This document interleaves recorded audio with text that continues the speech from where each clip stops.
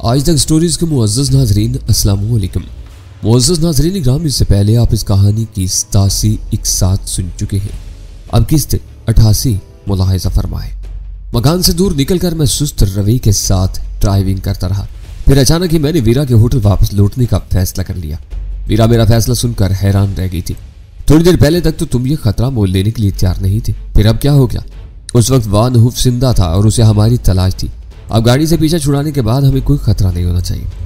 ज़हनी दबाव की वजह से हम बिला वजह ही परेशान हो रहे हैं। वो मर गया, लेकिन उसने कुछ लोगों को हमारी बू पर लगाया हुआ था। जब तक उन्हें वानहुफ की मौत का इल्म नहीं होता, हमारी तलाश की मुहिम जारी रहेगी। उसने कहा, रहा करें, वो सब शहर में गाड़ी तलाश कर रहे होंगे जो थोड़ी देर बाद कहीं खाली खड़ी हुई मिल जाएगी। ये ख्याल भी तो था कि नासिर या खुद वानहुफ ने बराह रास्त किसी को होटल पर ममूर न कर दिया। तुम थक गई हो, मैंने उसका शाना थपथपाते हुए कहा। तुमने खुद ही मुझे बताया था कि तुमने होटल में कमरा एक नो मुस्लिम मकामी औरत के तौर पर बुक करवाया है। लैला शहजाद के नाम पर कोई शुबा तक न कर सकेगा कि वो शुगर क्वीन का कोई रूप है। फिर कोई मकामी तुम्हारा सूरत आशना भी नहीं है। शुगर क्वीन की हैसियत से तुम स्याहपोश औरत के रूप में ही उनके सामने आती रही हो। वानहुफ के मरने के बाद तुम्हारे पहचान लिए जाने का कोई खतरा मौजूद नहीं है। होटल में अगर कोई निगरानी पर मामूर भी हुआ तो उसका दायरा कार बजीरो इस्तेमाल करने वालों की जात तक महदूद रहेगा। गनीमत है कि तुम्हारा जहन जाग रहा है। वही गहरा सांस लेकर बोली, ऐसी थका देने वाली खून रेज रात मेरी जिंदगी में कभी नहीं आई थी। सारा वक्त ही भाग दौड़ और मार धाड़ में गुजरा है। होटल पहुंचकर सारी थकान दूर हो जाएगी। मैंने सरसरी लहजे में कहा, ठिकाना मिले तो मैं नासिर को भी जरूर छेड़ूंगा। पहली बात तो ये कि तुम अपनी खोपड़ी पर काबू रखोगे। वो एकदम ही भड़क उठी। अगर इस वक्त हम खतरनाक सूरत हाल से दो चार न होते तो मैं हरगिज़ तुम्हें अपना कमरा इस्तेमाल करने की इजाजत न देती। बस मैंने उसकी बात काटते हुए उसे खामोश कर दिया। गैर जरूर तकरीर की जरूरत नहीं। आज की रात तुम्हारी संगदिली और सफाकी देखने के बाद मुझे भी तुमसे खौफ आ रहा है। तुम्हारे बारे में कोई नर्म नाजुक ख्याल उभरा तो मुझे अपनी सही उल्टिमागी पर शुबा होने लगेगा। वो बात मैंने यूं ही रवा रवि में कही थी। शायद उसने सर घुमाकर मुझे उसूली निगाहों से घूरा था। फिर बोली, और दूसरी बात यह कि मैं अब तुम्हें किसी से छेड़छाड़ का मशवरा नहीं दूंगी। लाइट्स का ठीक से तुम्हारे फरार की कहानी अभी तक राज में है। उन लोगों को यही समझने दो कि तुम भी उस हादसे में लुकमा अजल बन गए हो। उन्हें शुबा भी हो गया कि तुम वहां से कबल अज वक्त जिंदा निकल भागे थे, तो वो तुम्हारी तलाश में हर उस ठिकाने को जहन्नुम बना देंगे जहां से तुम्हारा साया भी मिलने की उम्मीद हो सकती है। वो ठीक ही कह रही थी। इस वक्त उन मामलात में किसी मर्दाना आवाज की दखल अंदाजी सारा बना बनाया खेल बिगाड़ सकती थी। अकबर से मिला हुआ नासिर का फोन नंबर मेरे पास महफूज था, जिसके सहारे में किसी भी वक्त दोबारा उन लोगों की राह पर लग सकता था। उस वक्त मेरे लिए उन मामलात में उलझना खतरनाक हो सकता था और दियार गैर में गजाला तक मेरी रसाई में गैर मुतवक्का ताखीर हो सकती थी। विराजली तौर पर एक कबीस औरत थी। उसकी जात में नरमी और नज़ाकत के हवाले से मैंने जो कुछ कहा था वो शायद उसके अदा को भड़काने का सबब बन गया था, क्योंकि बज़ाहिर उसका रवैया खुश्क था, लेकिन उसने शब ख्वाबी का इश्तिहाल अंगेज लिबास बदलने के बाद गजाला का रिकॉर्ड किया हुआ पैगाम उस उम्मीद पर मेरे हवाले किया कि मैं रिकॉर्ड सुनने के बाद कुछ उसकी सताइश शुरू कर दूंगा। मगर मैंने केस लेकर उसके मिनी रिकॉर्डर में चढ़ाया और प्ले का स्विच ऑन करके बेपरवाही से सोफे पर तरह सो गया। मैं खैरियत से हूँ। केस्ट से गजाला की तरन्नुम रेज और पुरस्कून आवाज उभरी और मेरे वजूद में खलिश और आसूदगी का एक मिला जुला एहसास पैदा हो गया। आसूदगी का ताल्लुक गजाला से कायम कुर्बत से था और खलिश उस बात की थी वो इस वक्त मेरी रसाई से हजारों मील दूर गैरों के दरमियान पनाहगुज़ी थी। मुझे हर चीज़ की आज़ादी और सहूलत मुयस्सर है, मगर एक बंद चार दीवारी में एक बूढ़ी औरत मेरी देखभाल और खिदमत पर मामूर है, जो मेरी हर बात समझने के बावजूद एक लफ्ज़ भी नहीं बोलती और अमलन गूंगी बनी हुई है। मैं जिस औरत की कैद में हूँ वो सर से पैर तक स्याह लिबास में छुपी रहती है। एक बार पहले सामने आई थी, यह अब मेरे करीब मौजूद है। बज़ाहिर मेहरबान लगती है, अपनों से दूरी के अलावा मुझे कोई फिक्र नहीं है। अब शायद मुझे कोई लंबा सफ़र दरपेश है। मैं मंजिल से लाइल्म हूँ और शायद अपने अंजाम से भी। मुझे कुछ मालूम नहीं कि यह पैगाम किसके हवाले किया जाएगा। बाप के लिए मैं सब्र के मशवरे के अलावा कुछ नहीं कह सकती। माँ और भाई की तरफ से मुझे फिक्र लाहक है, लेकिन खुशी है कि उन दोनों में से किसी को गुर्दोपेश का गहरा शाऊर नहीं है। पर न रुपोश होने वाली बहनों के भाई सदमे से मर जाया करते हैं और माएँ उस दिन को कोसती हैं जब उनकी कोख में जिंदगी की पहली कोंपल फूटी थी। खाली केस चलता रहा, आवाज़ मालूम होगी। गजाला की चंद फिक्रों में उसकी जिंदगी की कहानी अपने पूरे कर्ब के साथ वाज़ेह थी। मैंने मिनी प्लेयर बंद किया और केस निकालकर उसमें से मगनातीसी फीता नोचने लगा। उस दौरान में वीरा चैलेंज करने वाले अंदाज में बसैरी पर दराज एक रसाले की वर्करतानी करती रही थी। टेप के टुकड़े करके मैं बाथरूम में गया और उनको दिया सिलाई दिखाकर अधचले टुकड़े कमोड में डालकर पानी के तेज बहाव में सहाया करती है। गजाला की आखिरी फिक्रों ने मेरा जहन माऊफ करके रख दिया था और बस एक गूंज सी बाकी रह गई थी, क्या वहीं सोने का इरादा है तुम्हारा? मुझे दोबारा सोफे पर दराज होते देखकर वीरा खामोश न रह सकी। शायद अब मैं न सोच सकूं। मैंने भारी आवाज में कहा। गजाला के अल्फाज ने मेरे दिल में आग से लगा दी है। शायरी की जाए तो हर बात को अफसाना बनाया जा सकता है। बात सिर्फ इतनी है कि वो इस वक्त अपने घर में नहीं है और 2-4 दिन में तुम्हारी मेहरबान तहवील में होगी। चाहो तो उस वक्त तक मुझे गजाला का कायम मकाम तसव्वुर कर सकती हो। मैं कहर बार नजरों से घूर कर रह गया। वो तुमसे बहुत मुख्तलिफ है वीरा। कभी उसके किरदार पर गौर करोगी तो खुद को औरत कहते हुए शर्म आएगी। कायम मकामी तो बहुत दूर की बात है। तो मैं सोचा उसने मज़ाक़ाना लहजे में सवाल किया। मैं कुछ न बोला। तनसानियों के सुकूत के बाद मैंने उसे पूछा, ये केस तुम्हारे नज़दीक इतना गैर अहम था कि तुम उसे अपने कमरे में छोड़ जाने पर आमादा थी, तो इसमें रखा ही क्या है? वो बेपरवाही के साथ बोली। नामों के बगैर ये कहानी सुनकर ऐसा मालूम होता है जैसे किसी अफसाना निगार खातून ने अपनी कहानी का कोई टुकड़ा रिकॉर्ड किया हो। मेरा होटल का हिसाब साफ था, बस कहीं से एक फ़ोन करके इतला देना पड़ती कि मैं कमरा छोड़ चुकी हूँ और मेरा छोड़ा हुआ ज़ाती सामान रूम सर्विस के अमले में तकसीम कर दिया जाए। होटल में अच्छे बुरे हर किस्म के लोग आते हैं और होटल वाले अपना बिजनेस बरकरार रखने के लिए ऐसे हर स्कैंडल से दामन बचाने की कोशिश करते हैं जिसमें पुलिस की शमूलियत का डर हो। किसी को कानों कान भी मेरी रवानगी का इल्म न होता। तुमने गजाला को बाहर भेजकर सब कुछ बर्बाद कर दिया। मुझे फौरन उसकी तरफ न जाना होता तो पाकिस्तान में तंजीम की जड़ें काटने का यह बेहतरीन मौका था। चुन चुन कर सारे बड़े साफ किए जा सकते थे। दरअसल तुम खुद फरेबी का शिकार हो गए हो। वो संजीदगी के साथ बोली, क्या तुम बता सकते हो कि तुम्हारी जिद्दोजहद किसके खिलाफ है? तंजीम के खिलाफ या हीरोइन के? दोनों के। मैंने उसका सवाल समझने की कोशिश करते हुए जवाब दिया। एक के बगैर दूसरे का खात्मा नामुमकिन है। तुम जो कुछ कर रहे हो वो सरासर तंजीम के खिलाफ तुम्हारे अनाहत करते अमल है। तुम अहम कारिंदों को मार मार कर बूढ़े हो जाओगे, लेकिन तंजीम का कुछ न बिगड़ पाएगा। यहाँ खून तेजी से ऊपर आता रहेगा। सारा काम उसी जोर शोर से चलता रहेगा क्योंकि तुम्हारे यहाँ हीरोइन की पैदावार और मकामी खपत के साथ ही जबरदस्त बरामदी मांग भी मौजूद है। बिलफर्ज तंजीम का शराजा बिखर भी गया तो उसकी आड़ में काम करने वाले दूसरे बेशुमार अफराद ताकत पकड़ लेंगे। छोटे छोटे ग्रुप उभर आएंगे और तंजीम के गैर फाल होने से पैदा होने वाला काले बाजार का सारा धंधा उनमें बच जाएगा और उनके पेशा वराना रकाबतों से तुम्हारे शहरों में पुरस्रार खूनरेज़ियों का एक न रुकने वाला सिलसिला शुरू हो जाएगा जो तंजीम के वाज़े मुफादात और बालादस्ती की वजह से अब तक मौकूफ है। यूं ही सही, वो बरसाती मेंढक खुद ही आपस में लड़ लड़ कर फना हो जाएंगे। माशियात के असूलों को तुम टुकरा नहीं सकते। उसने बिला तामुल मेरी बात को रद्द करते हुए कहा, पैदावार और उसी के साथ मांग भी मौजूद हो तो दरमियानी रास्ते कभी फना नहीं होते, हमेशा फलते फूलते रहते। यही होगा कि उनमें से जो ताकतवर होंगे वो दूसरों को पीस कर रख देंगे और खुद मंडी पर छा जाएंगे।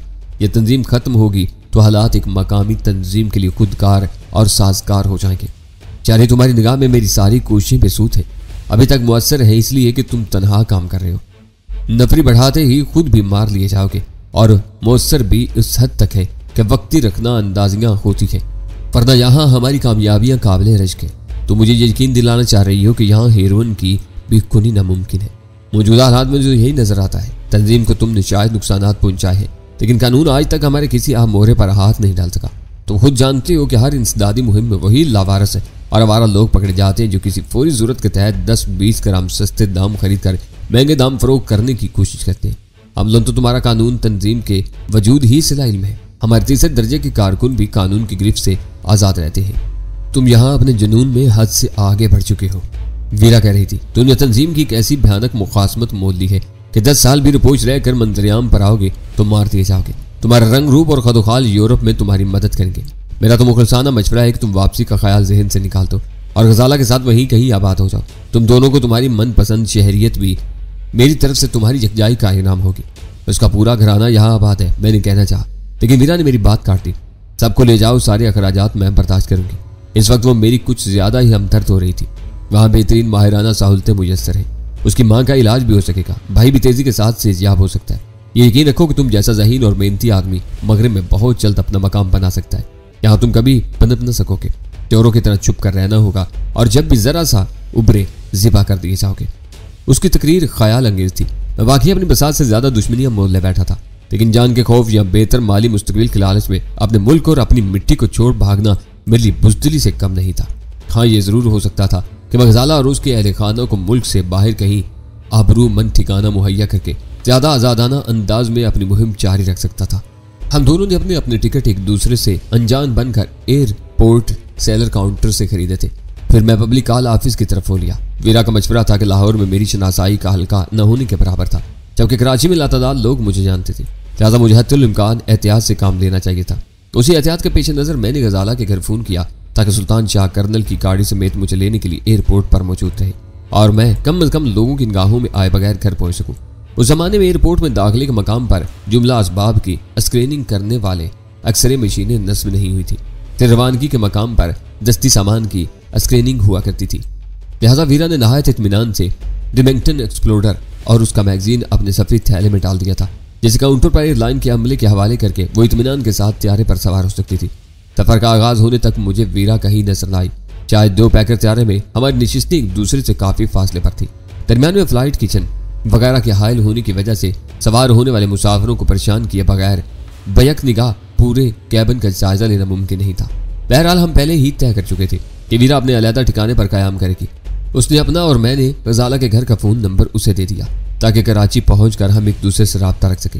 मेरे पास एक मुख्तसर से बैग के अलावा कोई सामान नहीं था, लिहाजा मैं परवाज का इख्तिताम होते ही पहली बस में सवार होकर और टर्मिनल की बिल्डिंग से निकलता चला गया। चांद नकासी के रास्ते पर सुल्तान शाह भीड़ में नुमाया था। उसके चेहरे पर निगाह पड़ते ही मुझे एक झटका सा लगा, क्योंकि वो बहुत परेशान नजर आ रहा था। मुझे ख्याल आया कि जब मैंने एयरपोर्ट से फोन किया उस वक्त भी सुल्तान शाह की आवाज़ तशवीश सताही थी और शायद वो कुछ कहना भी चाहता था, लेकिन मेरी वापसी की इतला पाते ही उसने अपना इरादा मुलतवी कर दिया। शायद उसने सोचा हो कि 1.5 घंटे बाद खुद ही मुझसे बिलमुशाफा गुफ्तगू कर लेगा। क्या बात है, कुछ परेशान नजर आ रहे हो? मैंने उसे गर्मजोशी से हाथ मिलाते हुए सवाल किया। घर चलोगे तुम मेरे कुछ कहे बगैर बहुत कुछ समझ आओगे। और उदास लहजे में ये कहते हुए पार्किंग एरिया की तरफ बढ़ गया। बता दोगे तो ज़हनी तौर पर तैयार रहूंगा, मैंने उसके बराबर में आते हुए नरमी से कहा। क्या कर्नल से झड़प हो गई है? बहुत दुखी है वो बेचारा। सुल्तान शाह का लहजा मेरे लिए हैरतनाक था। चिड़चिड़ा और बददिमाग भी हो गया है। मेरे जूते भी लगाएगा तो सर झुका कर खा लूंगा। पिछले 2 दिन से वो एक पल के लिए भी नहीं सोया है, ना कुछ खा पी रहा है। क्या बीमार हो गया है वो? उसकी खामोशी से उकता कर मैंने सवाल किया। 2 दिन से शम्मा की हालत बहुत खराब है, कई बार सांस उखड़ चुका है, उसने गुलीगैर आवाज में कहा। मुझसे उस नहीफ व नातमा औरत की हालत देखी नहीं जाती, बस कर्नल उसे देख देख कर पागल हुआ जा रहा है। उसका बस नहीं चलता कि अपनी सेहत अपनी बीवी को बख्श दे। मेरा तो अंदाजा है कर्नल उसकी मौत का सदमा बर्दाश्त नहीं कर सकेगा। किसी डॉक्टर को दिखाया, 3 डॉक्टर आ चुके हैं। मैं अकबर को भी बुला लाया था, सभी मायूस लौटे। कहते हैं कि वो अंदर से छलनी हो चुकी है, अब उसे इलाज से ज्यादा दुआओं की जरूरत है। वो वाकई बड़ी बुरी खबर थी, लेकिन गैर मुतवक्का नहीं थी। वो बरसा बरस से जिस अंदाज में कोकीन खा रही थी उसका अंजाम वही होना था जो अब निगाहों के सामने था। लेकिन कर्नल बहरहाल उसका शौहर था, उसे अपनी बीवी से मिसाली मोहब्बत थी, उसकी दीवानगी काबिल फहम थी। लेकिन मुझे हैरत इस बात की थी कि उस जज्बाती फिजा में रहकर सुल्तान शाह भी अपनी चौकड़ी भूल गया था। कर्नल को मेरी वापसी के बारे में बताकर आए थे। गाड़ी रवाना हो जाने के बाद मैंने सवाल किया। हाँ, जरा सा झूठ भी बोला था कि तुमने शम्मा की तबीयत बिगड़ने की खबर सुनते फौरी वापसी का इरादा कर लिया। उसने खिफत अमेज लहजे में कहा। यह उसी वक्त बता दिया था जब लाहौर से तुम्हारा फोन आया था। कर्नल ने हजारों दुआएं दी थी तुम्हें। वो बहुत खुश है कि अब तुम शम्मा की बेहतर देखभाल का बंदोबस्त कर सकोगे। जिस मर्ज को वो दोनों मियाँ बीवी मिलकर बरसों से पाल रहे थे, जिस मर्ज की जड़ें गजाला की उम्र से ज्यादा पुरानी थी, उसका इलाज मेरे क्या अब शायद किसी के भी बस में नहीं रहा था। घर में पुरहोल सन्नाटे का राज था। सुल्तान शाह ने खुद ही फाटक खोलकर कार अंदर पार की और हम दोनों नीचे उतराए। ये ख्याल रखना कि मैं लापता हूँ। मैंने अंदर की जज्बाती फिजा में कदम रखने से पहले सुल्तान शाह को आगाह किया। बस वीरा से बात करूंगा, और वो भी उस वक्त जब वो फाल्कन 4 के नाम से फोन करके ब्लैक हॉक से बात करने की ख्वाहिश जाहिर करके। उसके होठों पर फीकी और बेजान सी मुस्कुराहट दौड़ गई। जासूसी फिल्मों की सी बातें कर रहे हो, मैं ख्याल रखूंगा। आजकल हर कॉल मैं ही रिसीव करता हूँ। हम अंदर दाखिल हुए तो कहीं किसी जीरू का पता नहीं था। फर्नीचर और कालीन से फर्श तक सब कुछ गर्द आलूद हो रहा था। मैं ड्राइंग रूम से राहदारी में निकला तो मेरे कानों में दबी दबी कर्मनाक सिसकियों की आवाज आई। शम्मा, शम्मा देखो, मेरी जान, मेरी तरफ देखो, देखो, खुद को संभालो। वो किसी बच्चे की तरह बिलक बिलक कर रो रहा था। आवाज भारी हो रही थी, जैसे घंटों से यूं ही रोता रहा। मेरे कदमों की रफ्तार तेज होगी। शम्मा के कमरे का दरवाजा खुला हुआ था। तेज रोशनी में उस कमरे की हर शय से वीरानी टपक रही थी। मैं पहली बार शम्मा की ख्वाबगाह में दाखिल हुआ था और अंदर कदम रखते ही मेरे रूंगटे खड़े हो गए। ऐसा मालूम हो रहा था जैसे उस कमरे की बेजान चीजों ने भी मौत के बेरहम कदमों की चाप सुन ली हो। लाहौर में पिछली रात मैंने होलनाक कश्तून में गुजारी थी। मुतअद्दिद इंसानों को अपने हाथों मौत के घाट उतारा था, लेकिन शम्मा की ख्वाबगाह में मुझे अंदाजा हो रहा था कि गुस्से, जुनून, इंतकाम और इश्तियाल के आलम में अनगिनत इंसानों को कलील सी मुद्दत में मौत के घाट उतार देना बहुत आसान था। लेकिन बिस्तर पर तिब्बी उम्र को पहुंचकर मरते हुए एक इंसान की बदलती हुई कैफियत का मुशाहिदा करना दिल गुर्दे का काम था, जो हर एक के बस से बाहर था। लेकिन लोग फिर भी अपने प्यारों को अपनी गोद में लेकर मुल्क मौत के हवाले करते हैं। शम्मा की दूधिया रंगत उस वक्त हल्दी की तरह जर्द हुई थी। तीखे खदोखाल मौत के पसीनों में डूबे हुए थे। आंखें बंद थी, मगर पपोटों के नीचे पुतलियां गर्दिश कर रही थी। सांस रुक रुक कर आ रहा था। हर बार जब वो शदीद कोशिश के साथ सांस अंदर लेती तो उसका जिस्म कमान बन जाता था। पुश्त बिस्तर से कई इंच ऊपर उठ जाती, और जब वो सांस खारिज करती तो उसका बदन बेजान होकर किसी जाश की तरह फिर बिस्तर पर गिर जाता। कर्नल अजियत और बेबसी के आलम में शम्मा को देख देख कर रोए जा रहा था। वो दीवाना वार कभी उसके इस्तख्वानी हाथों को चुम रहा था और कभी उसकी पेशानी और रुखसारों पर हाथ फेर रहा था। मेरे कदमों की आड़ पाते ही वो किसी वहशी परिंदे की तरह भड़का था। मुझ पर निगाह पड़ते ही उसकी आंखों में उम्मीदों की चिराग से जल उठे और अपनी जगह से उठकर वालियाना अंदाज में मुझसे लिपट गया। वो पैन करते हुए रो रहा था और मैं उसे भींच कर दिलासा दे रहा था, मगर मेरी निगाहें शम्मा पर मरकूज थी। सुल्तान शाह उसके सरहाने पहुंच गया था। शम्मा ने कर्बनाक अंदाज में कई गहरे गहरे सांस लिए, फिर उसका बदन सख्त हो गया, लेकिन उसके सीने पर पड़ी हुई चादर की जीरो बम से अंदाजा हो रहा था कि सांस की लड़ी अभी कायम थी। मुझे हैरत थी कि उन दिलदोज हालात में कर्नल ने मुझसे गजाला की गुमशुदगी के बारे में कोई शिकवा नहीं किया था। उसकी सारी तवज्जो और शिकवे का मरकज और महवर शम्मा के साथ थी, जिसे किसी बाला खाने पर किसी मोजी नायका या दलाल ने अपने काबू में किए रखने के लिए कुकीन का आदि बनाया था।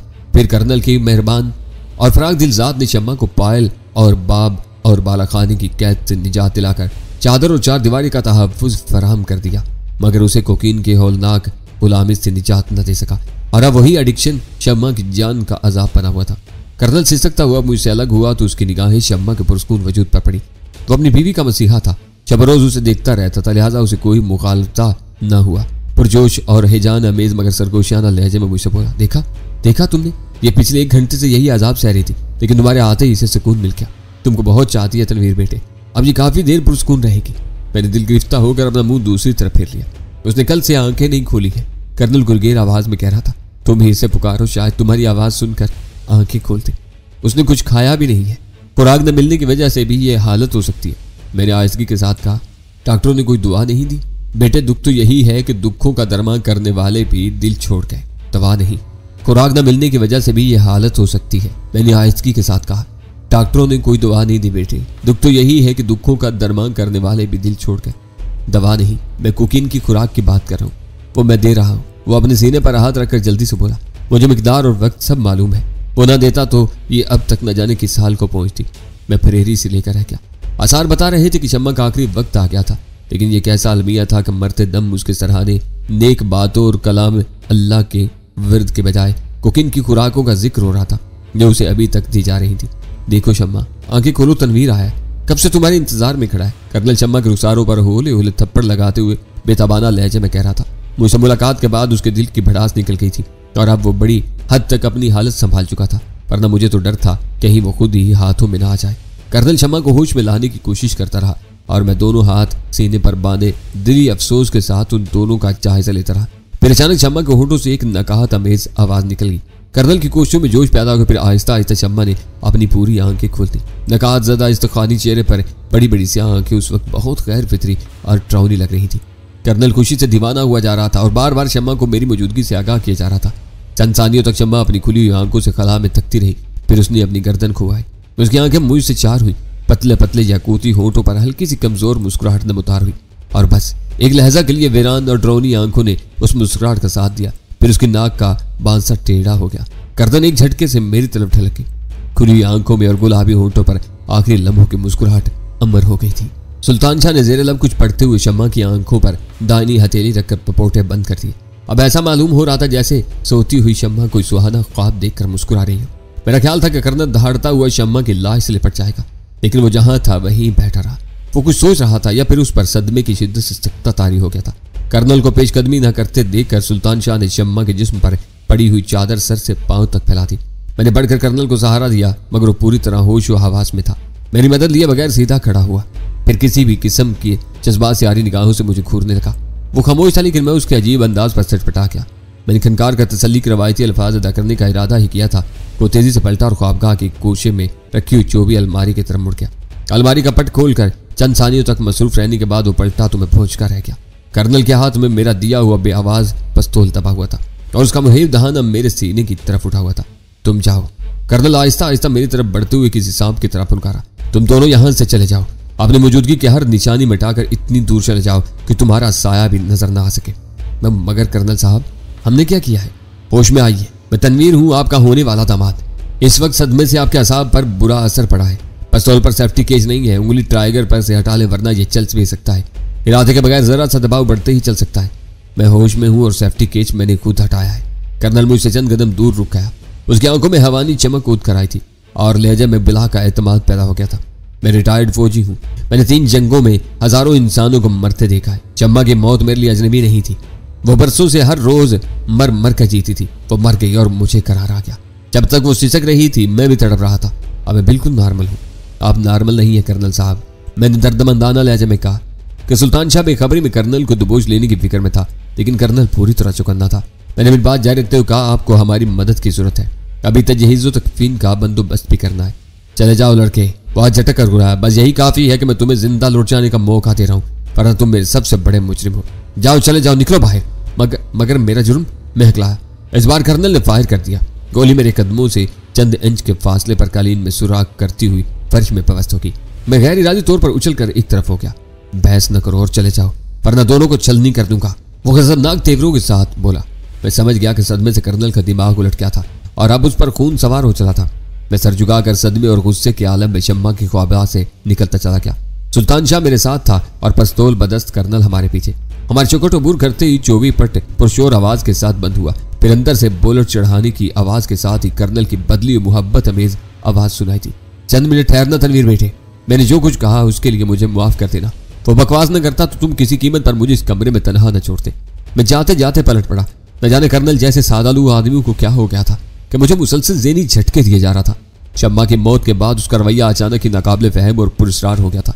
कभी मुजरिम, कभी बेटा, आखिर आप कहना क्या चाहती हैं? मैंने उसीली आवाज में एहतिजाज किया, मगर दूसरी तरफ सन्नाटा चाह रहा। चंद सानियों तक इंतजार के बाद मैंने दरवाजा पीटा था, लेकिन अंदर से कोई जवाब न मिला। न जाने कर्नल अंदर क्या कर रहा था। ऐसे रूह फरसा तजस्सुस से तो मैं कभी दो चार न हुआ था। कई मिनट गुजर गए, लेकिन अंदर खटका तक न सुनाई दिया। मैंने सुल्तान शाह को वहीं रुकने का इशारा किया और खुद पंजों के बल दौड़ता हुआ नकासी के रास्ते की तरफ बढ़ता चला गया। चक्कर काट कर मैं शम्मा की ख्वाबगाह की लान की तरफ खुलने वाली खिड़की के करीब पहुंचा तो आईनी ग्रिल और शफाफ शीशों के पीछे एक अजीब मंजर नजर आया। कर्नल कराम कुर्सी पर बैठा कागज पर जल्दी जल्दी कुछ लिख रहा था। चेहरे पर मायूसी ने टेरे डाले हुए थे और आंखों से आंसू रवा थे, जिन्हें वह बार बार तौलिए से साफ करता रहा था। बेआवाज पस्तौल उसके कदमों में कालीन पर पड़ा हुआ था। उसके करीब एक छोटा ब्रीफकेस रखा था। कर्नल गर्दुपे से बेखबर अपने काम में मुनहमिक था। मैंने बेचैनी के साथ दूसरी दो खिड़कियों का जायजा भी ले डाला, लेकिन हर तरफ से मायूस ही होना पड़ा। तीनों खिड़कियों पर मजबूत फुलादी ग्रिलें लगी हुई थी और कर्नल को होशियार किए बगैर खिड़की की राह से अंदर दाखिल होना नामुमकिन था। मैंने वापस अंदर पहुंचकर सुल्तान शाह को शम्मा की ख्वाबगाह के दरवाजे से जरा दूर बुलाकर सूरत हाल से आगाह किया तो वो भी कोई नतीजा अखज़ न कर सका। मेरा ख्याल है कि कर्नल वाकई पागल हो गया। खासे गौर खोज के बाद सुल्तान शाह ने हथियार डालते हुए कहा, जब तक पस्तौल उसके कब्जे में है हमें उससे होशियार ही रहना होगा, वरना वो हमें जख्मी भी कर सकता है। आखिर उसे अंदर ऐसा क्या काम दरपेश था जिसके लिए उसे हमें बाहर निकालने की जरूरत पेश आई? कोई निजी दस्तावेजात या खत वगैरह तो वो हमारी मौजूदगी में भी लिख सकता था। पागलों की किसी हरकत का कोई जवाब नहीं होता। मेरी बात लिख लो कि शम्मा की मौत ने उसका दिमाग उलट दिया है। उसने मेरी जरूरत से ज्यादा तशवीश को रद्द करते हुए अपना फैसला सातिर कर दिया, मगर मेरी खलिश दूर ना हो सकी। अगर कर्नल पागल हो गया होता तो उसकी हरकतों में कोई रब्त न होता, जबकि शम्मा की मौत के बाद उसकी सारी हरकत वहम मरबूत थी। पहले वो सख्ते के आलम में बैठा न जाने क्या सोचता रहा, फिर हम दोनों को कुछ समझने का मौका दिए बगैर अलमारी में से भरा हुआ रिवाल्वर निकाल लाया। पस्तौल की जद पर पहले उसने बराह रास्त हमें चले जाने का मशवरा दिया। ना मानने पर उसने हमें अपना मुजरिम करार देकर बदजन करके भगाना चाहा, लेकिन हम उसे सदमे की राय देते हुए बुरा माने बगैर उसे समझाने की कोशिश कर लगे। अपने हरबों को रायगाह जाते देखकर उसने एक बेजरर फायर करके हमें कमरे से निकलने पर मजबूर कर दिया। फिर कमरे में महबूस होते ही उसने अपनी बदकलामी पर मुआवजत खा होते हुए मुझसे रुकने की इल्तिजा की और अब अंदर बैठा कुछ लिख रहा था। अचानक मेरी नजरों में कर्नल का आंसू में भीगा हुआ उदास चेहरा घूम गया। फिर ज़हन में एक झमाका हुआ और उसी लम्हे शम्मा की ख्वाबगाह का दरवाजा खुल गया।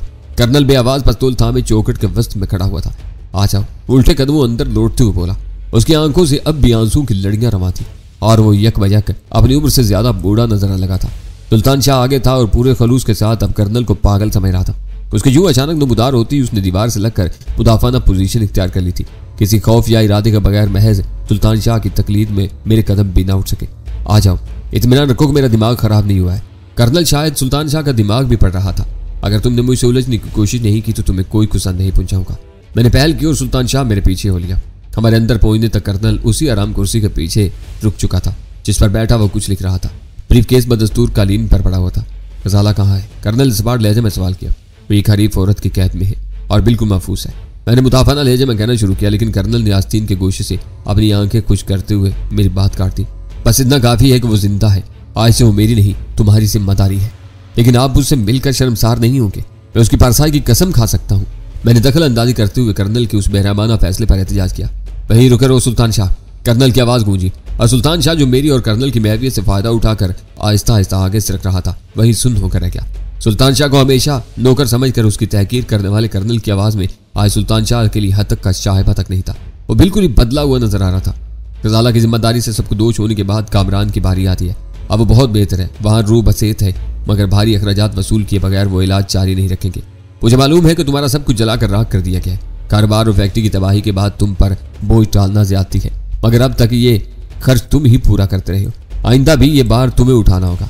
ये कहते हुए उसने अपने कदमों में पड़े हुए ब्रीफकेस की तरफ पुलिस से ठोकर मारी। चंद 100 रुपए और गजाला की शादी के लिए शम्मा के रखे हुए चंद जेवरात, ये तुम्हारा है।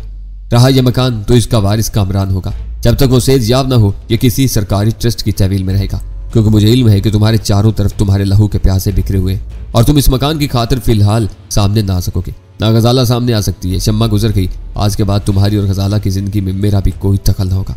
मगर क्यों, आप कहाँ जा रहे हैं? उसके होठों पर मुजहमिल और शिकस्त खौरदा मुस्कुराहट फैल गई। शम्मा किसी शरीफ घराने की लड़की थी, मगर अगवा करके बाला खाने पहुंचा दी गई। शायद गजाला ने तुम्हें ना बताया हो, वही शम्मा को काबू में रखने के लिए कोकीन का आदी बनाया गया। फिर उससे मुलाकात के बाद मैंने एक बहुत बड़ा जुआ खेला, शम्मा से शादी कर ली। दोस्तों और अजीजों ने मुझे ठुकरा दिया, लेकिन शम्मा की पाकबाजी ने मुझे कभी तन्हाई का एहसास न होने दिया। आज अचानक उसकी आवाज भर आ गई। आज मुझे बाजी हार गया। मैंने हर बेरुखी और बेतनाई खंदा पहचानी से बर्दाश्त की, मगर शम्मा ने आंखें फेर कर मेरी कमर तोड़ दी है। ये ब्रीफकेस उठाओ और यहाँ से जितनी दूर निकल सकती हो निकल जाओ। मगर क्यों? मैंने एहतियात किया। मायूसी की बात है, इन हालात में हम आपको तनहा नहीं छोड़ सकते। मुझे अब कोई तन्हाई के हौलनाक भंवर से नहीं निकाल सकता। मैं इसमें गर्दन तक गर्क हो चुका हूँ। मैं नहीं चाहता कि पुलिस तुम्हारी तरफ मुतवज्जा हो। उसने बाएं हाथ से कुर्सी पर पड़ा हुआ कागज उठाया और उसे फिजा में लहराते हुए बोला, बस मुझे ये आखिरी तहरीर लिखने के लिए वक्त चाहिए था, जो मैंने हासिल कर लिया। इसमें मकान के बारे में वसीयत भी है और दूसरों की बरियत के साथ मेरी जिम्मेदारी का एतराफ भी। कर्नल की बात समझते ही मेरे दिल पर खून सा लगा और मैं तकरीबन चीख उठा, नहीं कर्नल, ये बुज़दिली है, ये नहीं हो सकता। सुल्तान शाह तकरीबन बिलखता हुआ आगे की तरफ झपटा, लेकिन कर्नल ने पिस्तौल की नाल अपनी दाहिनी कनपट्टी पर रख ली और वो सहम कर जहां था वहीं रुककर रो पड़ा। नहीं कर्नल, ये न करना, खुदा के लिए ये न करना। कर्नल के लगों पर गमनाक मुस्कुराहट उभरी, फिर हल्की सी आवाज के साथ उसकी कनपट्टी में घुसने वाली कोढ़ी दूसरी तरफ से भेजा और कनपट्टी फाड़ती हुई निकल गई। शहजोर बदन कालीन पर लम्हे भर के लिए तड़पा और सख्त हो गया, क्योंकि इनके एडिक्शन ने एक भरे घर को मुहिब अफरीद की तरह निकल लिया था, जबकि वो हीरोइन से कहीं कम खतरनाक और हलाकत खेज थी। मेरी निगाहों के सामने सिर्फ एक घराना बर्बाद हुआ था। उनकी तबाही को मैंने दो बतों देखा था, लेकिन मेरे जहन में वीरा लाइट की कही हुई बातें गुज रही थी, जो नदाए मर्ग से हरगिज कम नहीं थी। मंशियात की लहर बढ़ते बढ़ते सैलाबी और फिर तूफानी रूख इख्तियार कर रही थी। हीरोइन की फरोख्त और तकसीम के बर्दानिशी जिम्मेदारों ने अपने निचले और दरमियानी दर्जे के कारकुनों के लिए अपने घनौने कारोबार की तरवीज और बका को अना का मसला बना दिया था। उस कारोबार को अपना हक और उसका तहफ्फुज अपना फर्ज समझते थे, और यह तूफान पहाड़ों से निकलकर शहरों और मैदानों की तरफ बढ़ रहा था। उसके तेवर बता रहे थे कि यह मुहिब तूफान अपने रेले में पूरी नई नस्ल को खशो खाशाक की तरफ बहा कर ले जाएगा, और अगर किसी ने उस बढ़ते हुए तूफान के आगे बंद बांधने की जसारत की तो वह नाकाबिले तसव्वुर कहर और गज़ब को ताकत देगा।